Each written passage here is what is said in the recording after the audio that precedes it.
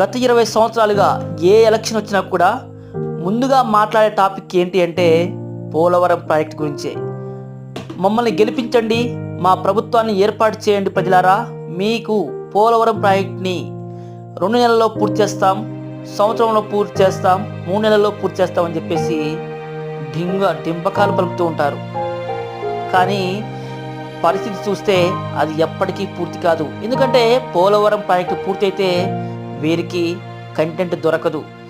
లేదు అంటే పూర్తి కాలేదు అంటే కేంద్రం మీద తోసేస్తారు. కేంద్రం ఇచ్చే నిధులు సరిపోవడం లేదు, బడ్జెట్ ఎక్కువవుతుందని చెప్పేసి కాకమ్మ కబుర్లు చెప్తూ కాలం వెల్లదీస్తుంటారు.